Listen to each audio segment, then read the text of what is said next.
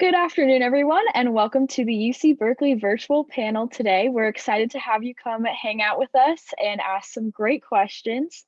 So with that, we will get started. This is a virtual panel. It's an hour long, so it's all Q&A. The chat is disabled, so make sure you put all of your questions that you may have for our ambassadors in the Q&A section. We'll either answer them live or someone on the back end will type out an answer for you. It'll include some fun links, so that's awesome, just to get you some more information about Berkeley.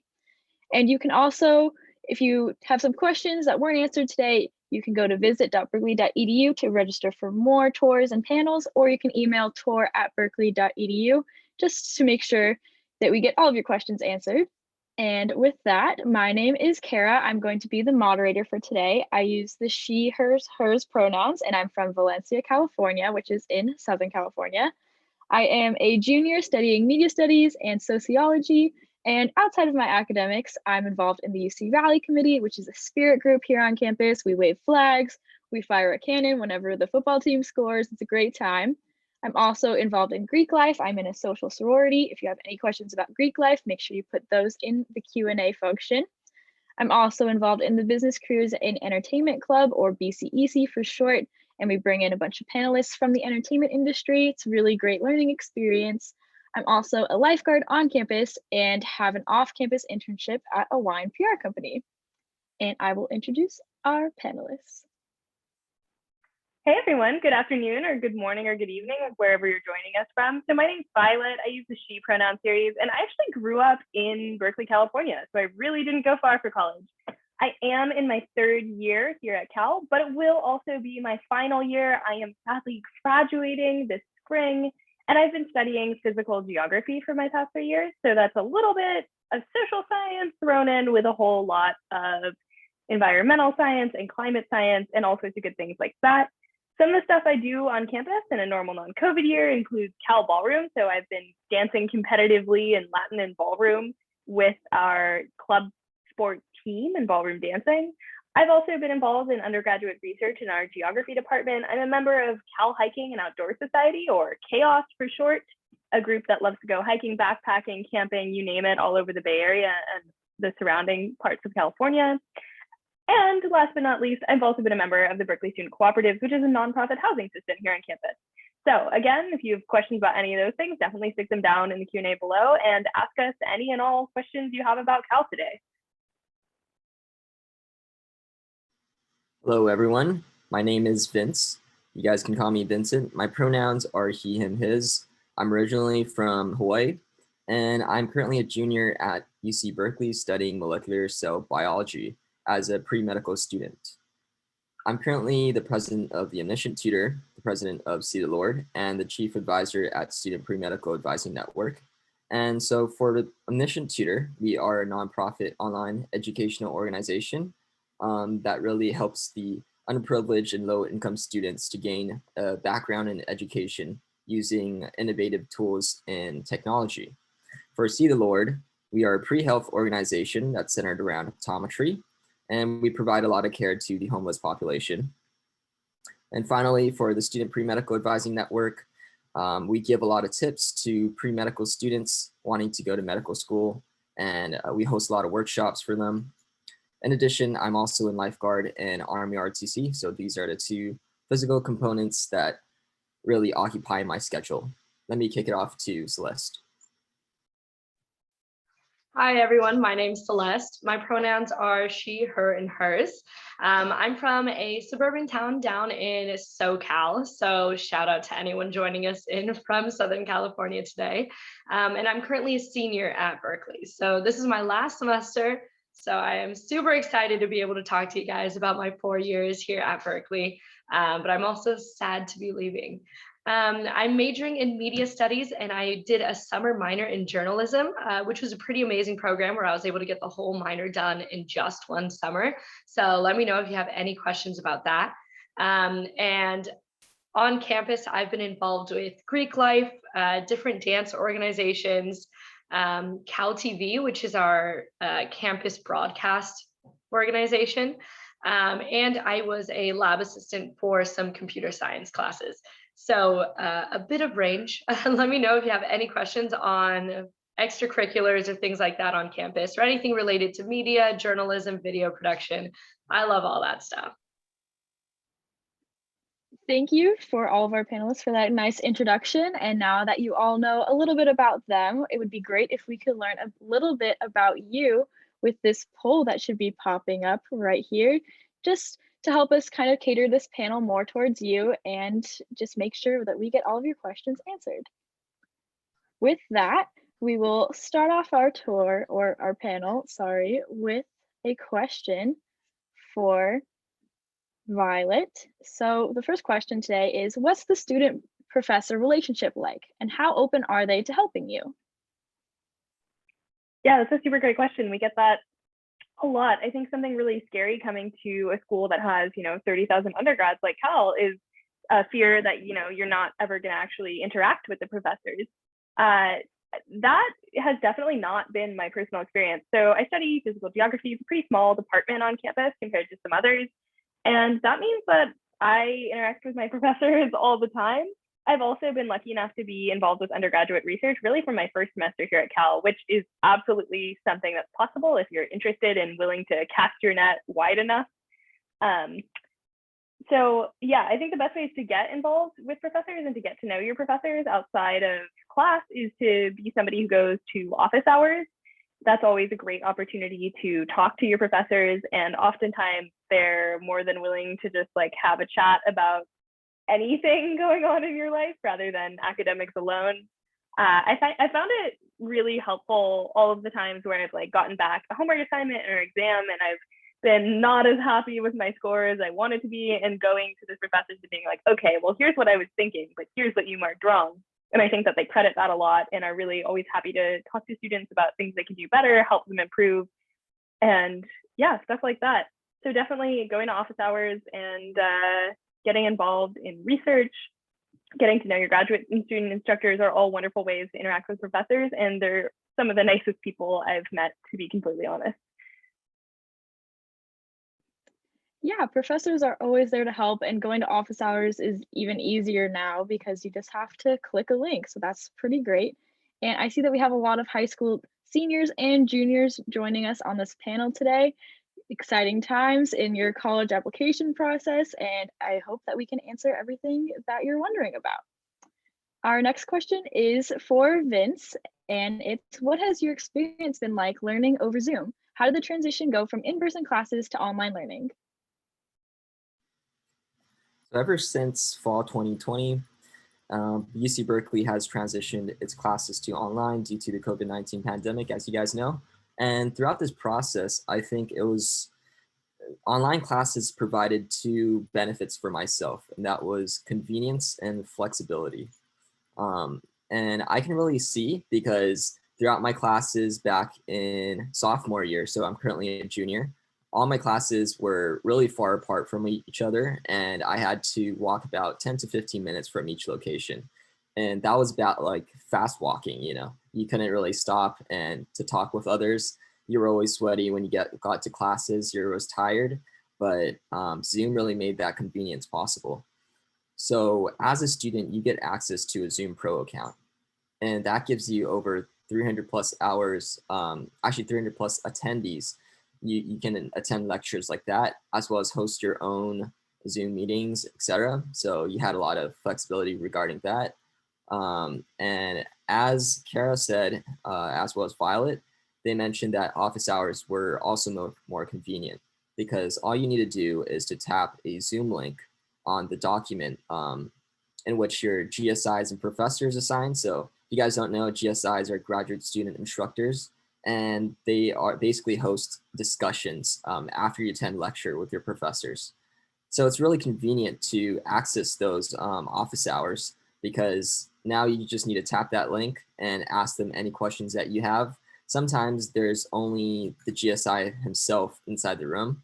So it's basically almost like one-on-one tutoring, which is incredible. And you really don't have to do anything, because you're in one spot and you don't have to go anywhere. So transportation time is being reduced. It's better for you. And you also get to see your professors inside their office hours more easily, because most of the time, if you are in a 300, 400 person class, there's usually a long line that you have to wait. But if you go inside their office hours, you can raise your hand using the raise hand function and just work on other assignments while you're there. So that's another convenience. Yeah, so I think the two biggest things for me was the flexibility and the convenience that it provided for me. So fun fact is that last semester, I was able to take 25 units during that time. Because of how much it changed my schedule, I was able to allocate more time for myself. And during that last semester, I actually got my highest grades during that time. So that was one pro. Definitely. Thanks for adding your input onto that. I think Berkeley's done a great job because we also all get free Zoom Pro accounts. So that's been really helpful to have meetings with clubs and just with your friends. So lots of different things with that. We have another great question from the audience for Celeste. And Thayer asks, did you find that Greek life helped you balance your school and social life? And did it help you find a place where you felt like you belonged? Yeah, so for me, I actually joined a sorority my first semester at Cal. I knew it was always something that I wanted to do, just because it seemed like a great way to like open up my social circle off the bat and really be able to make friends and connections very early on, which all that was true. Greek life has always been like one of the core things of my college experience, because it really did help me like find a whole group of people that had very similar values to me. And I have like nothing but positive things to say about it. Something that I really love about it is that houses aren't necessarily bonded by specific like hobbies. Like if you're on a sports team, you guys all can relate on being on that sport and liking that sport. But for Greek life, you have no idea what anyone's major is, what their hobbies are, what their career aspirations are. And that was really great because I had so much to learn from everyone around me. And so that was actually how I found my major and joined Cal TV. Was one of the juniors in the house talked to me and saw that I had like this very interesting like personality that was similar to hers, and she like forced me to apply for Cal TV, and it was the best decision ever. I still thank her for it this day, because for the past 2 years I've been a part of that organization. I even changed my major after that because I realized how much I loved like video production and filmmaking and everything. So really just that exposure to so many different people with different interests is pretty amazing. And that's what I love the most about Greek life. It's definitely given me a community on campus, because I didn't come in as a student athlete. I didn't have that automatic like community with my team. Instead, I found a community with my sorority. So I think it's a great path if you are looking to really put yourself out there and like find a solid group of friends early on, and just be exposed to like so many different interests. Yeah, I would say that I kind of had the same experience. I joined a sorority right off the bat, first semester of freshman year.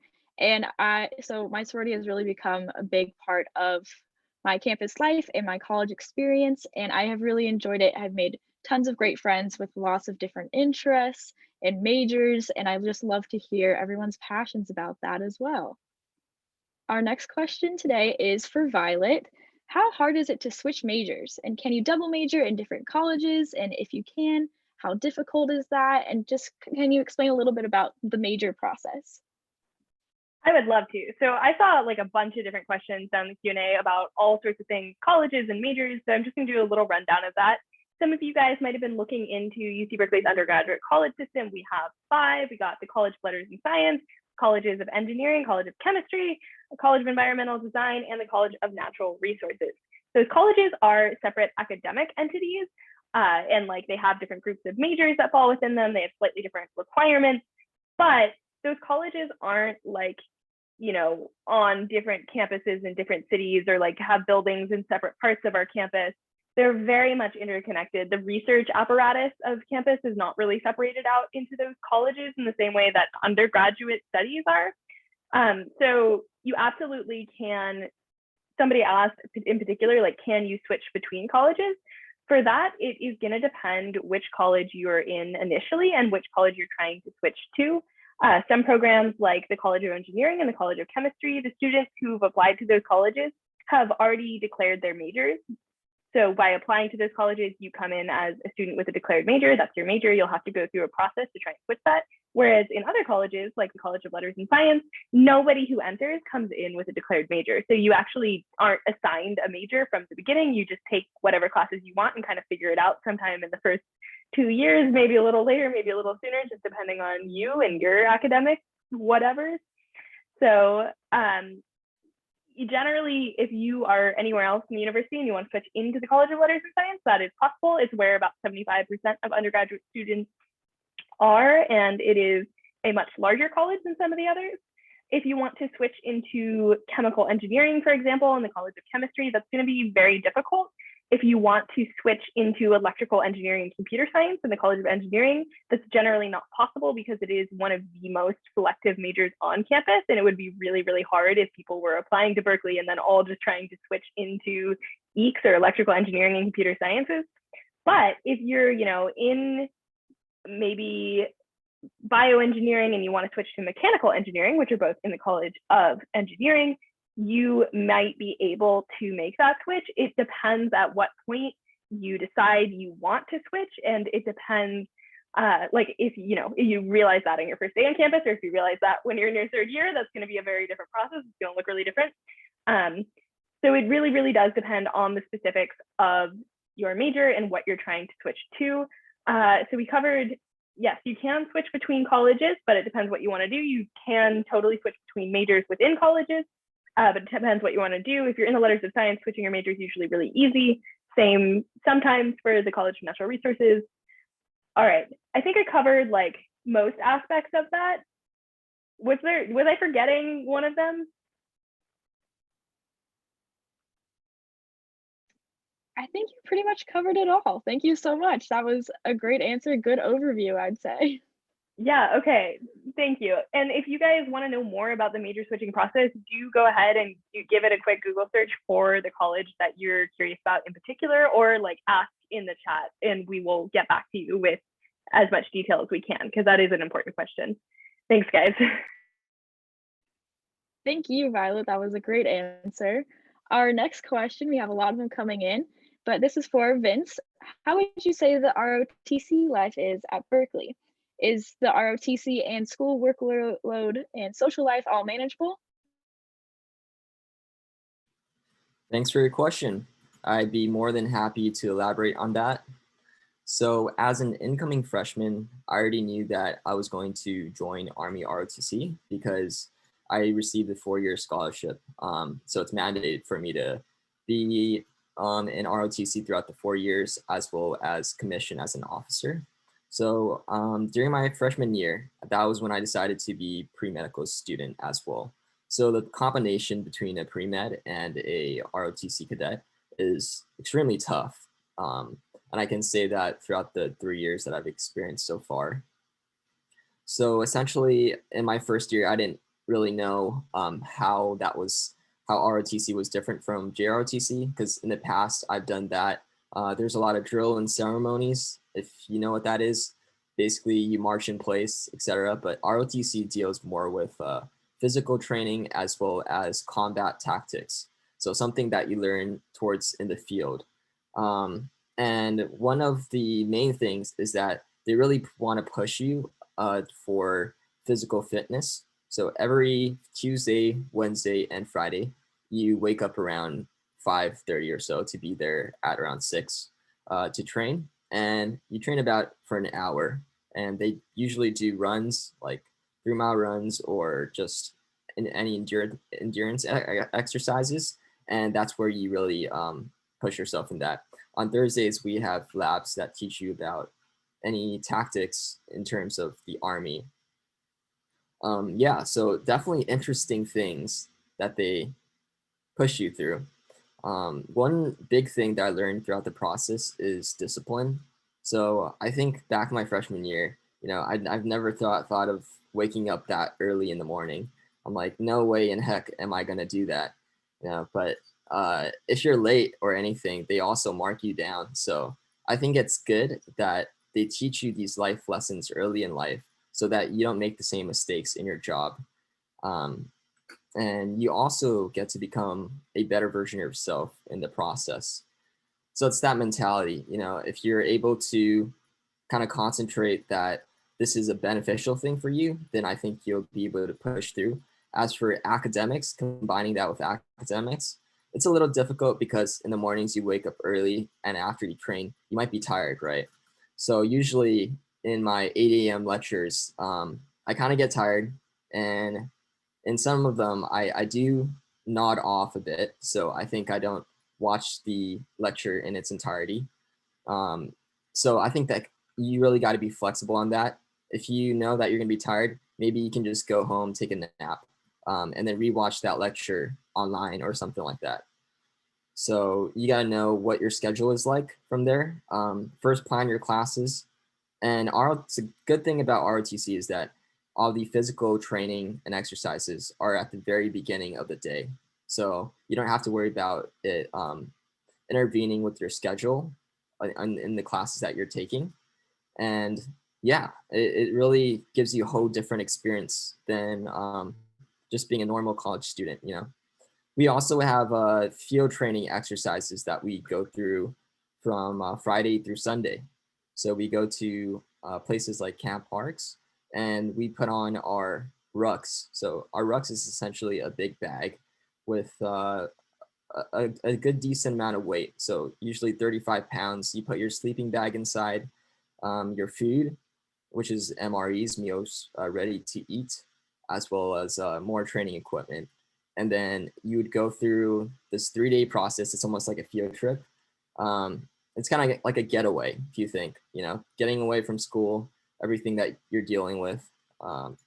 So it's kind of fun in that way, in that sense. But yeah, I think it's definitely manageable to balance between school and ROTC. Just know how much you can handle on your plate. And if you feel that, it's getting too much, then maybe sacrifice some of your clubs. Maybe don't join as much extracurriculars and focus more on those two. So yeah, that's my tips.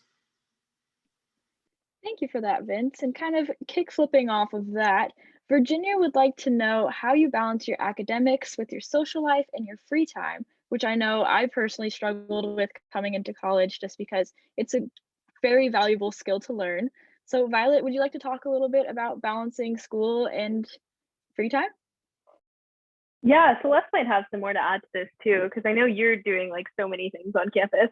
I think that the thing that was really key for me is honing in on a few particular interests and trying to figure out how to pursue those in a way that was healthy for my time management. Definitely learning how to do time management is a skill you absolutely will develop at Cal, whether you want to or not, you're going to need it.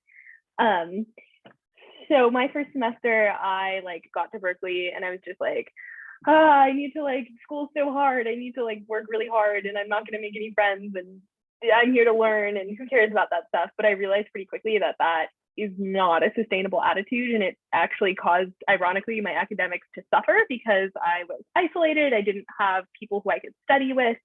And I didn't have a way to unwind because I'm totally an extrovert and I love spending time with people. So my second semester, I got a lot more involved with Cal Ballroom, which is the competitive Latin and ballroom dancing team at UC Berkeley. I started to make friends with some of the other undergraduate students in my lab on campus. And I also got this job as a tour guide. So that was a really nice way to just meet a lot of other people who had kind of similar personalities to me, people who maybe like to talk and enjoy the sound of their own voice, good things like that, all of us. So definitely finding some kind of balance between overextending yourself and partying every single night and living in your bedroom and never leaving and just constantly studying is super key and super valuable. I think that study groups are a really great way to do this. You end up with sort of a social balance between taking breaks and getting coffee together, and also having a lot of support and being able to do the work that you need to do. So this is a very individual thing, and it does take time to learn. And I think that your first and second semester can be hard. And I think that's going to be true no matter where you go to college, because it's just the workload is different. It's a different experience than high school. You're going to be in a new place. And yeah, there's going to be a transition period. And then after that, it's going to be great. And you're going to have friends, and you're going to meet new people all the time, and you'll be able to find people to study with. And in general, I think it's been a really good experience to have to learn those skills. Yeah, so to add on to that, I agree with everything Violet said. It's very much different for every person because everyone wants a different balance and something different works best for everyone else. So for me, I found that like having clubs and extracurriculars and social time with my friends was like everything that I needed to be able to de-stress from school and like get out of that headspace of being like super studious and like very like academic focused. So I've always prioritized that a lot because I know it's like what has made me so happy throughout my college experience and like giving me the energy and motivation to dedicate time to my academics. So I have a couple pieces of advice for like finding that balance. One piece of advice that my friend Alexa gave to me freshman year was give yourself 3 things. One thing can help you with your career.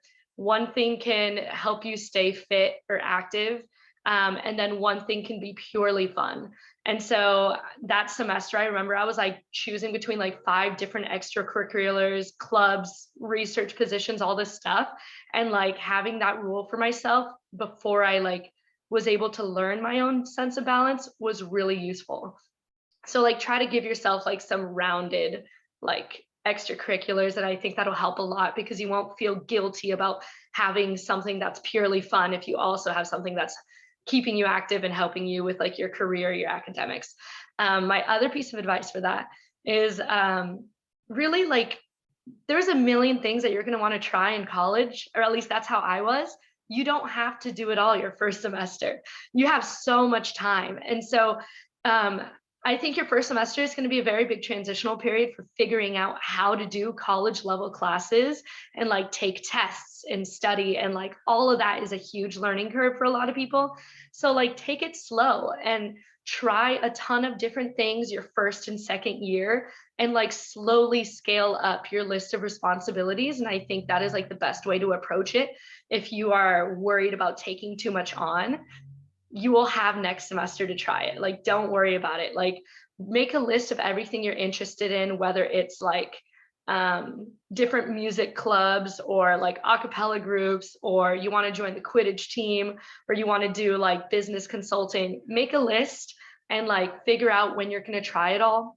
But don't force yourself to do that all your first year. You have more time than you think.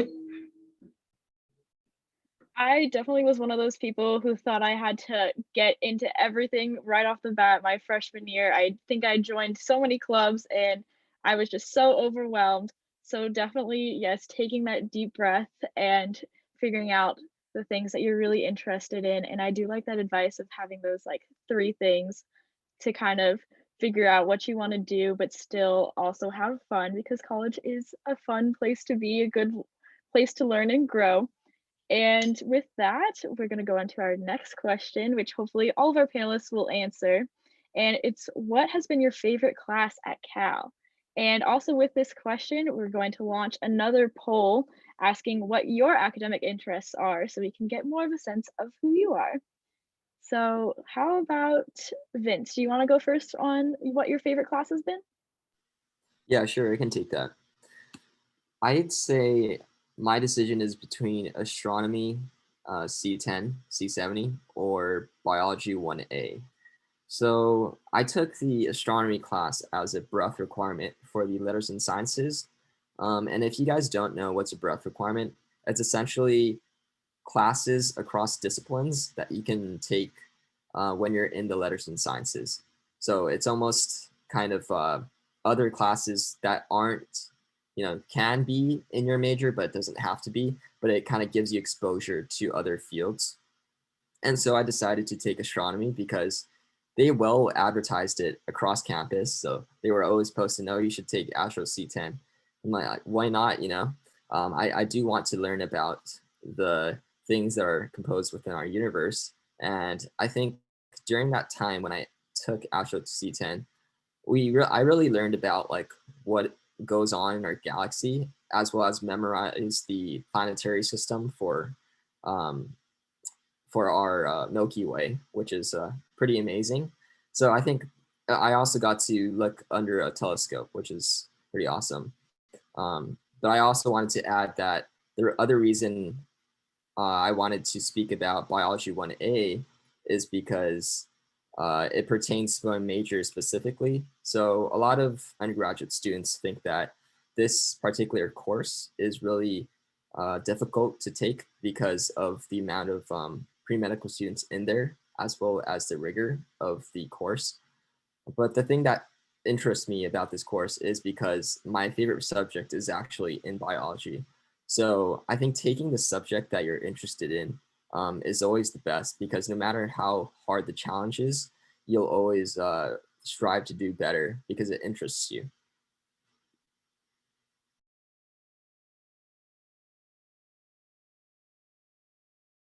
I can go next.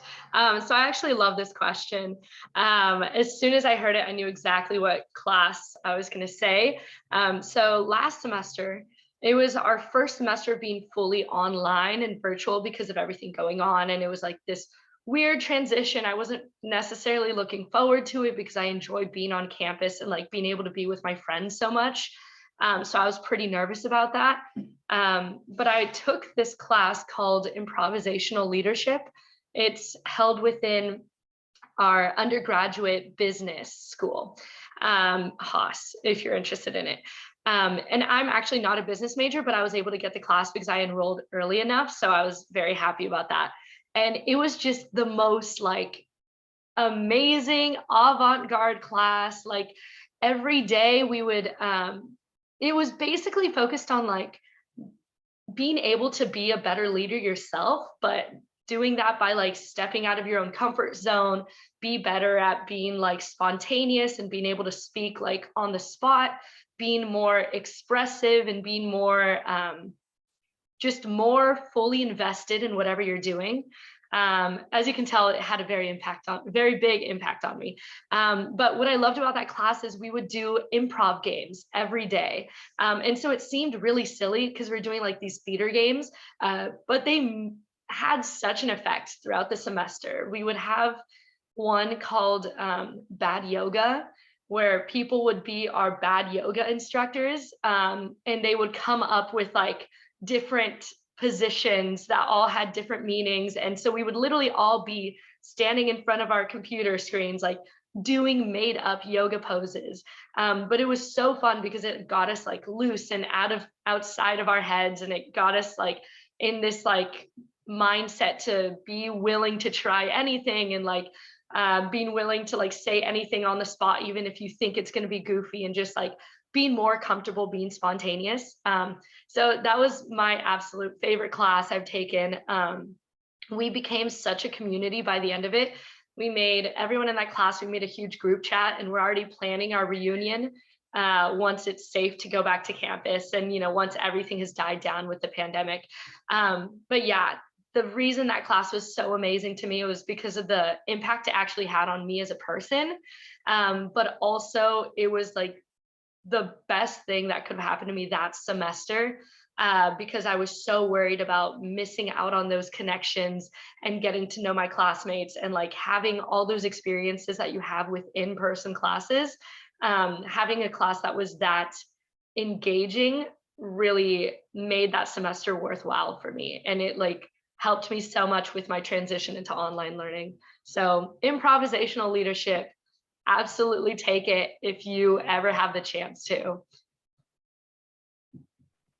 That was such a good pitch. I really don't think I'm going to be able to match that. I don't even have like one that I can tell you guys is my favorite class, because I am not lying to you. You can go on our YouTube channel at UC Berkeley and find like panels where I've said different answers to this questions, because it just changes every day. Right now, I am like kind of leaning towards Data 100, which is the principles and techniques of data analysis, I think is the title of the class. I took this the second semester of my sophomore year and the second semester of my junior year now.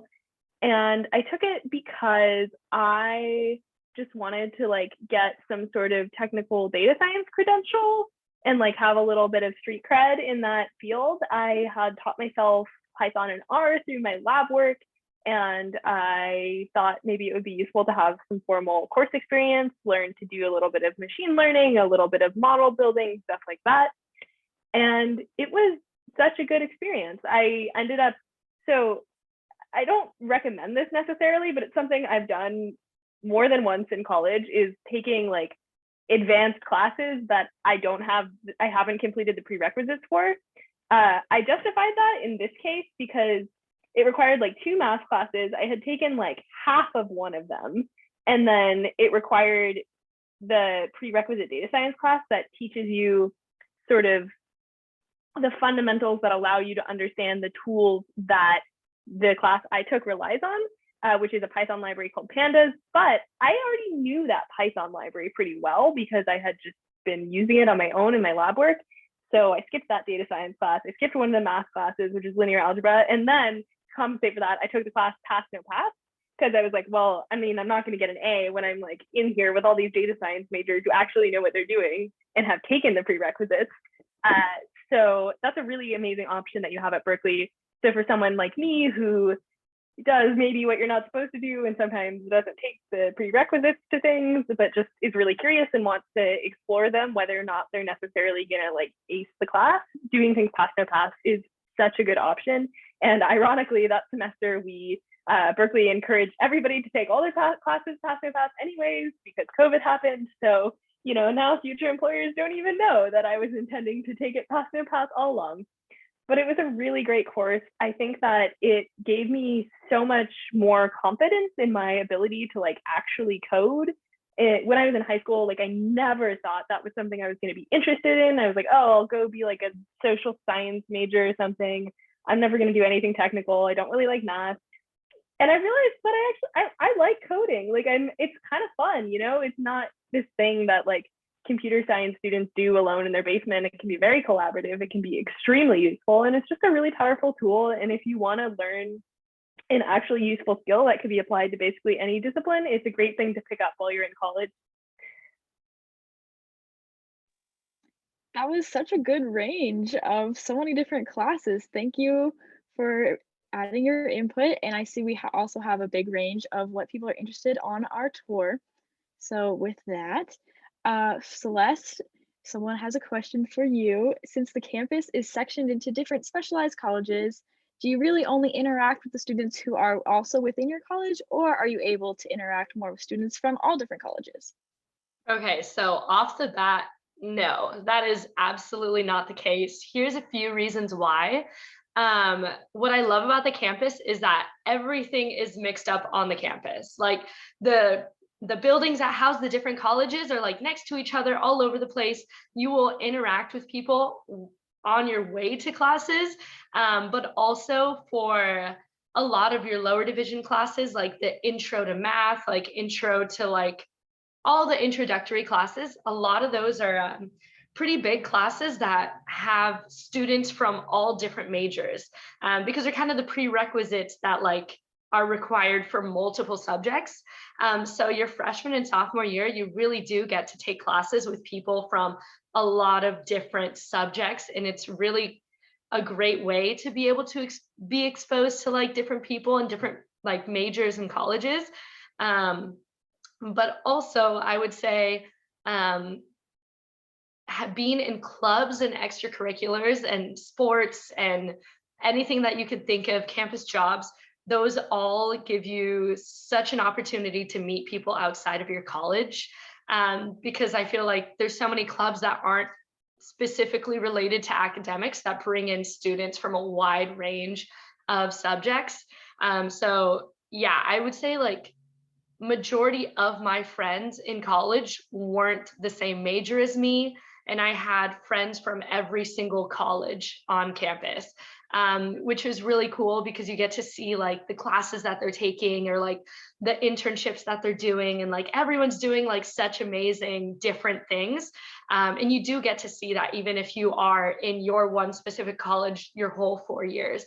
But something I'd also recommend is, even if you know what major you want, like try other classes. Like that was absolutely my favorite thing about being able to go to Berkeley, is like you have so much flexibility in being able to try classes that are outside of your major. No one's going to stop you. If you have the time and the space on your schedule, like take a class that is like completely unrelated to your career.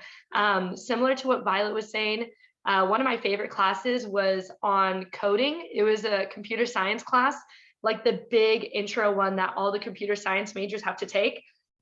And I just took it one summer and it ended up being one of my favorite classes.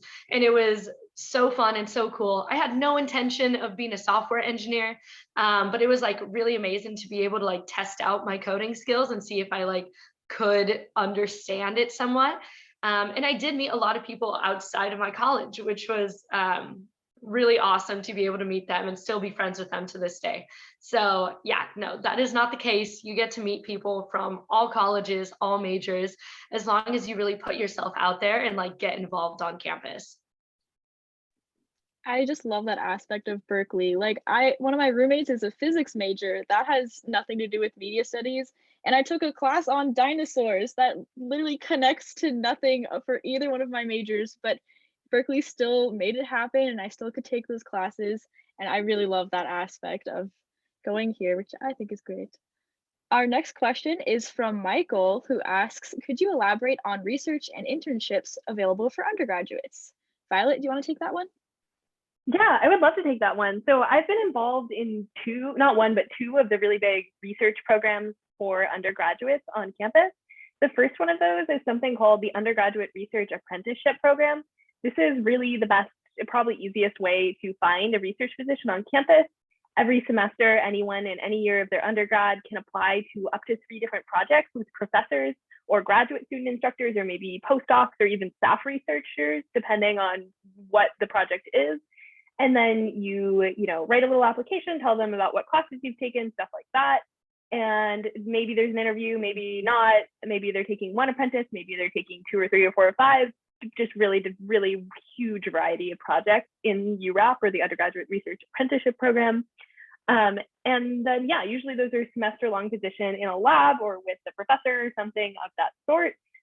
They're really not specific to STEM necessarily. I know tons of people who have done URAP projects in political science or in languages. Mine is in geography, so it involved a lot of field work, which is really awesome. I got to go on this great trip with like my professor and 3 other people with PhDs when I was like still 17, because I'm kind of young for my grade, and I was in my first semester of college, and we all like drove up to Mono Lake for a weekend and collected field samples. And it was just, I learned so much from them. And I actually ended up finding that position my very first semester through URAP. And I've stuck with it because it's even what helped me declare my major, because I realized that the kind of research they were doing, I really loved. I thought the interdisciplinary nature of it was the coolest thing ever. And so I just ended up declaring geography so that I could, just kind of keep doing that in my classes. The other program that I've been involved with is the Data Science Discovery Program. So this is a program through our data science department that pairs students into internships with like companies and various organizations that need some assistance on a data science project. So it's a really awesome way to do like a part-time internship during the semester or summer in some kind of data science field. I worked with a group of grad students from our public policy school at an organization called Mapping for Environmental Justice. So I was able to really combine my knowledge of like spatial data and geography and environmental variables, along with my skills in pandas and data analysis, and kind of developing those skills further as well. Those are both some really good examples of programs on campus for research. There are a whole lot more that I'm not mentioning. And I also think it's super important to put out there that honestly, I'm convinced that probably like a third of students in research, maybe even more, really just got their positions because they walked up to a professor in office hours or a graduate student instructor or a postdoc and they said, I think what you're doing is really cool. Do you by chance have any spots for an undergrad? I would love to work on those questions. They're really interesting to me. And if you're willing to do that, you're willing to send a lot of emails to professors, you're willing to maybe get told no, then that is absolutely something that could happen. I know my older brother actually also went to Cal, and that's how he found his research position. And sure enough, he is actually doing his PhD with that same professor who he worked with as an undergraduate at UC Berkeley. So research is a big part of campus. It's absolutely open to all students from all backgrounds in all different programs. And you are definitely encouraged to get involved in it. It presents a lot of amazing opportunities. Thank you for that, Violet. There's lots of different research that you can do. You don't have to be limited to just being a STEM major. So really you can get involved in your first year at Berkeley, which is also very iconic. Our next question is for Vince. So does the size of UC Berkeley make it intimidating to navigate socially? There are about 40,000 students here on our campus. That includes graduate students. And what was your experience coming as an out-of-state/international student? Yeah, as you mentioned, there's 40,000 students on our campus. That's incredible. It's especially to give you a direct answer, and to many, I think everyone would think this is intimidating, and especially coming as an out of state, because I'm originally from Hawaii, and I think my school only had about 2,000 kids in total for my high school. So the good thing is that Berkeley hosts a lot of these programs that help you get to know your peers. So the very first one for our freshmen and incoming transfer students is Golden Bear Orientation. So this is a 2-week orientation that lets students understand our campus better through tons of different workshops, programming events, and peer bonding social events. So as an incoming freshman, I know you guys are just recently accepted.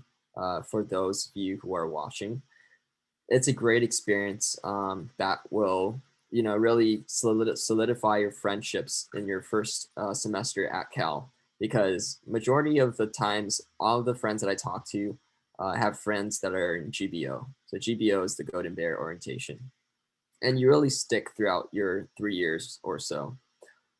So yeah, that's the first one. And after that, you would also meet additional roommates and friends inside your dorms. So we have the high-rise towers, Unit 1, 2, 3, as well as Foothill, Clark Kerr, and even Blackwell. So all these dorms, you definitely get to know your peers better, because you'd be living with them every single day, and also interacting with them. There's a lot of recreational things that you can do at the very bottom floor, like ping pong, foosball, watching movies with them, doing all kinds of stuff. So not only would you be in a tightly knit community, and specifically, I was actually in the APATH theme program. So that was the Asian Pacific American theme program. And every week we had to take weekly classes that are for about 2 hours. So yeah, not only were we on the same floor, but we also took weekly classes together, which made us really close during that time. And I think that's a great way to stick with one another, from the same culture, from the same background, identity. And yeah, the dorms are a great way for you to get to know each other. A third thing is clubs. So clubs, extracurriculars. If as a out-of-state student, I did my research before coming to Cal. I looked up as many vlogs on YouTube as possible, and as well as like any information that I wanted. So basically the work that I would be doing here, any types of work that I would apply for, as well as any extracurriculars that I wanted to participate in. So as a pre-medical student, I wanted to look for something that's health related, and specifically in optometry.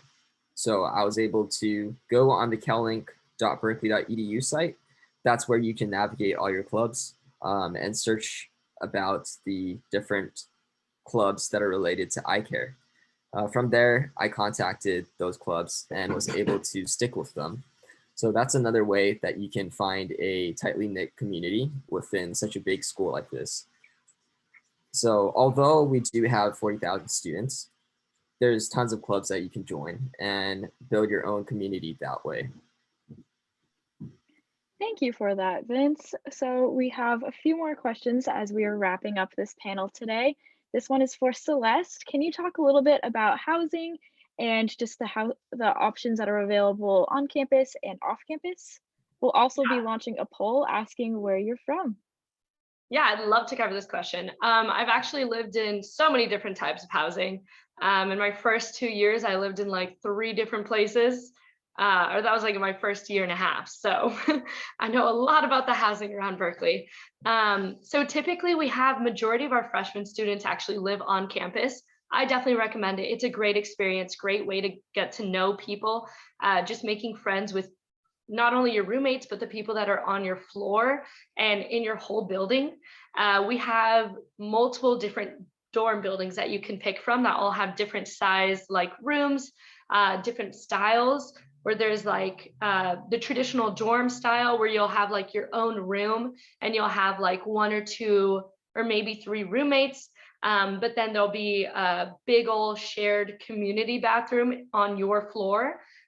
So you kind of just have, it's kind of like you just have your own room and then you have a shared bathroom that you share with the floor. But then there's also suite style, which kind of feels like a mini apartment where there'll be like 2 or more rooms in a suite. And then you guys all get to share a living room area and a bathroom. So there's different options to choose from. There's also different buildings that are all on different places around campus and have different looks and feels to them. And if you want more information on that, definitely check out our housing website so you can actually take virtual tours of all of the different buildings that we have and look at pictures. So yeah, if you want to live on campus your freshman year, you just got to make sure that you fill out the housing application by the deadline. And if you want to be guaranteed housing, there's a lot of people that apply. So you have to fill out all your preferences. It'll ask you your like top 5 preferences of which buildings you want to live in, what size room you want. But make sure there's a question that says you're okay with any room, any location. So if worst case, you're not able to get any of your top 5 choices, if you click that button, you'll still be guaranteed housing as long as you submit the application on time. If you don't click that button, they'll assume that you don't want anything other than your top 5 choices, and they'll just give the housing to someone else. So you definitely can live on campus freshman year. After freshman year, there's a lot of different things that people choose to do for housing. One of the things is people will continue to live on campus housing. So they could either get another dorm room again, or they could live on campus apartments, which are still through the campus, through the school. But you'll have your own kitchen and you won't get a meal plan. So you'll be able to cook for yourself and have like your own living room and kitchen and your own apartment that you'll share with other people. But if you want to live off campus, you can get a private apartment, which is what I did after freshman year. Which was really fun because you get to find like 1, 2, 3, 4, however many of your friends and go apartment shopping just around Berkeley. If you're going to do that, definitely start off early. Start looking in like February, March to get a lease for the next academic year, because a lot of students are looking for housing. So as long as you get an early jump on that, there's like so many different places that you can live and so many different types of apartments that you could get. And that's like a good dip into like life after graduation, where you're probably going to have to like find an apartment in the city or somewhere else. Another thing that people do is they'll live in Greek housing. So if you are in a sorority or a fraternity, a lot of times they'll have cheap housing available. So you just rent out a room and you can live in your Greek house. And a lot of them come with meal plans also. And they're really cool because you get to live with a lot of other people in your Greek house. And then we also have what are called co-ops or cooperatives. And those are all over near campus. What's really cool about those is they're basically these big houses that can hold a lot of people. And they all kind of have their own theme and personality to them. So we have one co-op that is our LGBT friendly co-op, where it's like all about LGBT pride. And if you want to find a community for that, that's great. We have some co-ops that are more like culturally based or ethnically based, which is great if you want to find a community specific to that. They all have kind of their own thing. So you can look at those, and a lot of times the housing is really cheap, because in exchange for cheap housing, you'll just contribute by doing some like weekly house chores. So maybe like 1 week you'll be in charge of sweeping the house, or the next week you'll be in charge of taking out the trash. But it's a lot cheaper, and you get to meet a lot of really cool people when you live in those. And then we also have, lastly, what we call our I house, or international house, which is kind of like a dorm building. It's a campus building that a lot of our exchange students and international students live in. So what's really cool is whenever you go in there and hang out, everyone there has a different accent, like British, Australian, Russian, German, just a ton of different accents whenever you talk to anyone there. So it's really fun to go hang out with people in there. And the rooms are really nice. And that's open to all Berkeley students, not just international students. So there's a ton of options. I recommend living in campus housing freshman year, so you can get to know people, meet people. And then after that, the world is your oyster, and you can pick what you want to do after that. Thank you, Celeste, and thank you to all of our ambassadors on this panel today. We have one final question before we do have to let you off into the world. And that question is, what is your Berkeley story? What led you to Berkeley, and why have you stayed here, and why has it become your home? Let's start off with Violet. That's a great question. So I actually did not want to end up at Cal. Initially, I mentioned my older brother goes here. I grew up here. I really only applied to prove that he wasn't smarter than me. But then I realized very quickly that for some practical reasons, including financial reasons, Berkeley was a really good choice because it costs about half as much as a private school for an in-state student. So keeping that in mind, I also totally didn't know what I wanted to study. Like, I was interested in social sciences, I was interested in environmental sciences, and I knew that even if I ended up not doing those, Berkeley would be an amazing place to go because basically every single one of our departments is like top 5 in the country or the world. So no matter what you study at Cal, it's going to be a excellent education of really the best quality, and it's going to have incredible research opportunities with wonderful professors who are really some of the best in their fields. And ultimately, I made the decision on the basis of those two very practical things, it being something that made financial sense and it being something that made academic sense. And my first semester, I got here and was like, okay, I'm just going to buckle down, I'm going to study, I'm going to take advantage of those academic opportunities.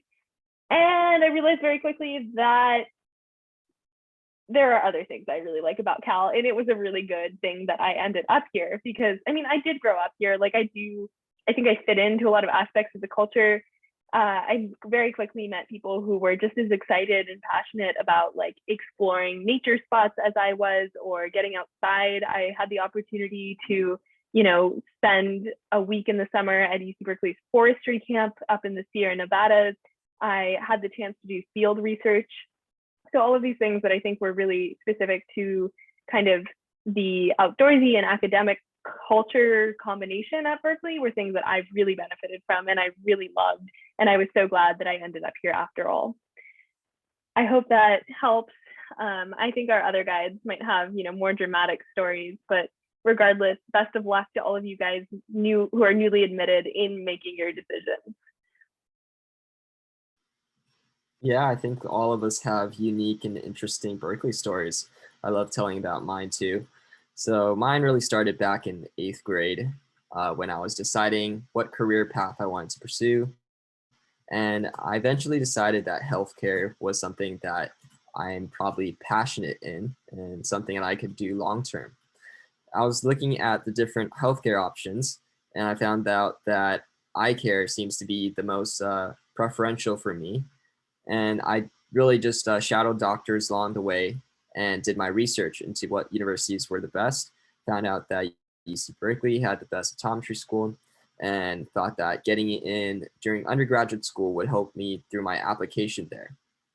And yeah, I was committed once I was a freshman in UC Berkeley. I thought was immediately committed for optometry school. But then after talking to my parents, I found out that medical school might be a better option for me because I wanted to do surgical procedures.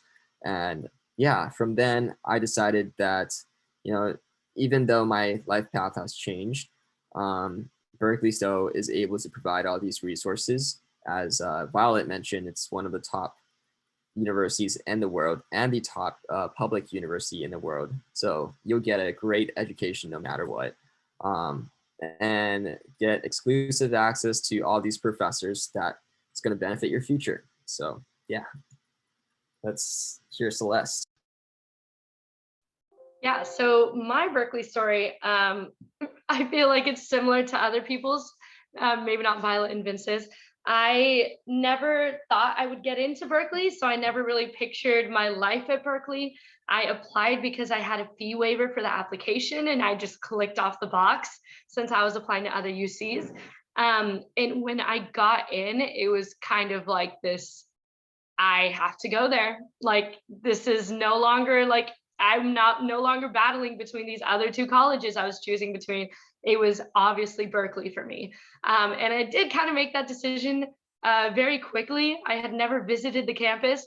I didn't even like do that much research into it other than like the research that I had previously done in high school and like heard from other people. But I really just dove in. And like, I remember like that first day when my family drove up to Berkeley with me and we moved into my dorm room, it was just this whole like feeling of, I don't know anything. Like, I'm looking out at this campus. I don't know what a single building is called. I have no idea where my classes are. Like, I don't know how much of this campus is Berkeley or whether it's city or like, it was just huge. And I remember feeling like so intimidated and small, but so excited at the same time. And that was just like a feeling that stayed with me for so long. And just getting to experience the campus and like learn about it and walk around like on my way to classes and like try all these different things and like learn about the campus culture and like really just throw myself into it was amazing. Like, it was exactly what I wanted in college. Like, for me, I always knew I wanted a big school because it would have a lot of different options and opportunities. But I also wanted a school that had a ton of school spirit and like a big football team and like all of these like big like American college experiences.